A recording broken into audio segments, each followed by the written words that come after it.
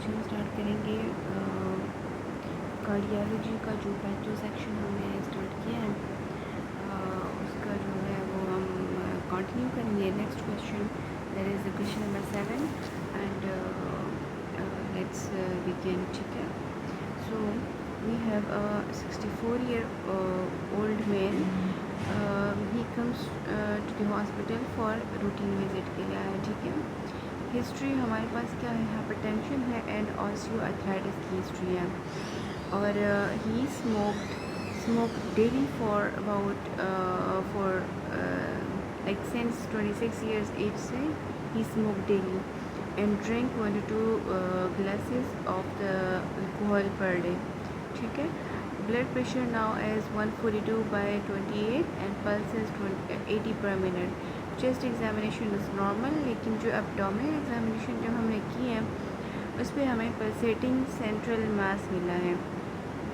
तो इस पेशेंट की जो फाइंडिंग्स हैं, what is the underlying cause for that, ठीक है, ये हमने फाइंड आउट करना है। सो द मोस्ट लाइकली जो कॉज है वो हमारे पास है क्रॉनिक इन्फ्लेमेशन। क्रॉनिक इन्फ्लेमेशन इसकी कॉज कैसे है, ठीक है, तो अभी हमने ये देखेंगे। तो क्रॉनिक इन्फ्लेमेशन में क्या होता है कि जो इस पेशेंट को ना जो हमारी डायग्नोसिस बन रही है यहाँ पे, that is abdominal aortic aneurysm. Abdominal aortic aneurysm की हमारे पास वो बन रही है डायग्नोसिस, जिसमें क्या होता है एब्डोमिनल अयोर्टा का फोकल डायलेशन होती है। ठीक है,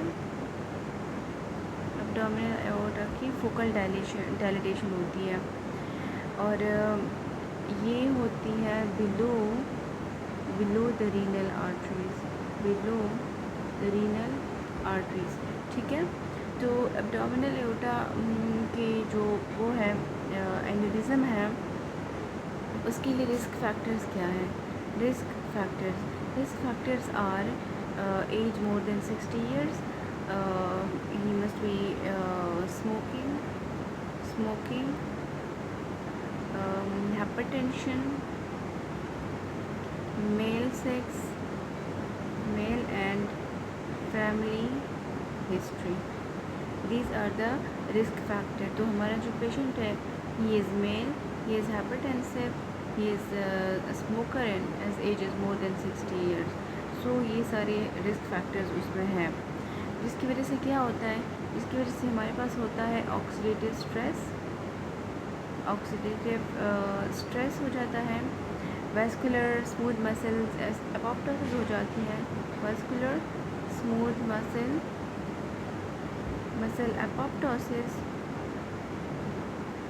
एपोप्टोसिस एंड क्रॉनिक इन्फ्लेमेशन हो जाती है।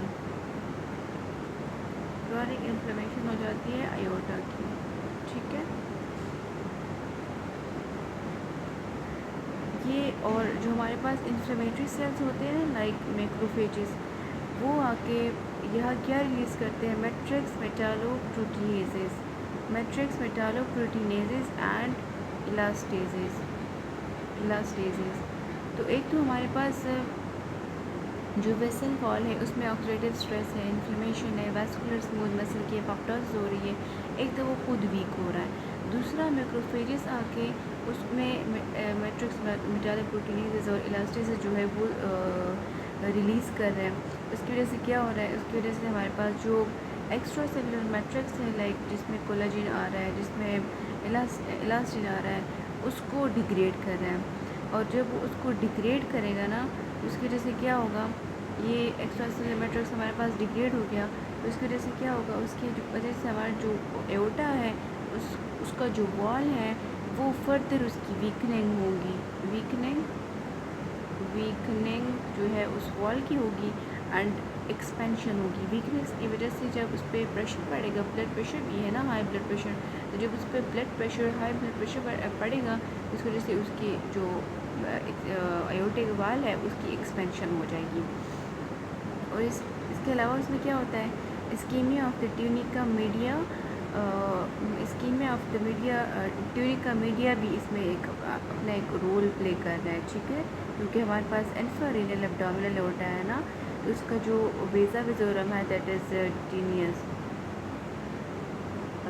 टीनियस। इसका जो वेज़ा विज़ोरम है दैट इज़ टीनियस वेज़ा विज़ोरम, जिसकी वजह से जो मीडिया है ना, एब्डोमिनल एओर्टा का जो मीडिया है, ट्यूनिका मीडिया, उसमें ये उसका जो इस्कीमिया होता है ना, वो भी इसमें अपना रोल प्ले कर रहा है। ठीक है, वेज़ा उसका जो इस्कीमिया है वो भी अपना रोल जो है वो इसमें प्ले कर रहा है। ठीक है, और इसके अलावा इसमें क्या होता है, अगर एथेरोस्क्लेरोटिक प्लैग बन गया, यहाँ पे एथेरोस्क्लेरोटिक प्लैग बन गया, जो कि हमारे पास मोस्ट कॉमनली होता है इन द एब्डोमिनल एओर्टा, तो अगर वो बन के यहाँ पे, तो हमारे पास जो ऑक्सीजन के डिफ्यूजन के लिए जो वो है, जो डिस्टेंस है वो और बढ़ जाएगी।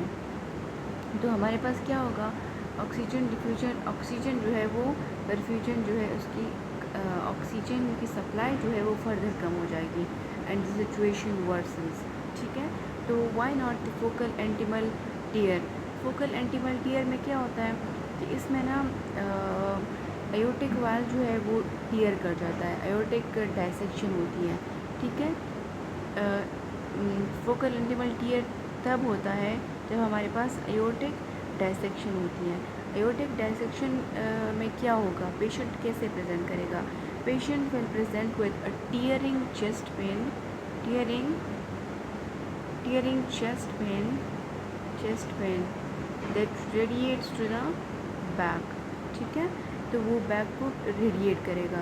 Proximal dissection involving the ascending aorta can cause unequal blood supply to the arms in the arms aortic valve regurgitation। अगर हमारे पास ascending aorta की वो हो रही है ना, ascending aorta की हमारे पास डायसेक्शन हो रही है, तो हमारे पास जो बीपी होगा एंड बोथ आर्म्स वो भी वो अनईक्वल होगा एंड जो हमारे पास aortic regurg होगा इसमें। और इसके अलावा इसमें क्या हो सकता है, कार्डियक टैम्पोनाइड हो सकता है, कार्डियक टैम्पोनाइड हो सकता है। ठीक है, और एओर्टिक रिगर्ज में हमारे पास एओर्टिक वाल्व रिगर्ज है। ठीक है, एओर्टिक वाल्व रिगर्ज है, तो उसमें क्या होगा, diastolic decrescendo murmur at the right sternal border, diastolic decrescendo murmur at the right sternal border, ये होगा। ठीक है, तो ये हमारे पास हो गया एओर्टिक डायसेक्शन वाला, तो ये ऑप्शन जो है वो चला गया। ठीक है, फिर why not the microbial infection. Microbial infection, जब एक विसल वॉल में माइक्रोबियल इन्फेक्शन होता है, लाइक किसी भी वजह से, चाहे ट्रॉमा हो, चाहे बैक्टीरिया हो, बैक्टीरियमिक सीडिंग उसको इसकी हो रही है, बैक्टीरिया हो, या फिर कोई सेप्टिक एम्बुलाए आके इसमें लॉज कर जाए ना, तो इसकी वजह से क्या होगा, उसकी वजह से हमारे पास होगी वीकनिंग होगी, but that would be localised weakening, localised weakening होगी इस एओर्टिक जो हमारे पास वाल होती हैं, और इसकी वजह से वीकनिंग होगी तो ऑब्वियसली डायलिटेशन भी होगी ना, डायलिटेशन भी हो रही है।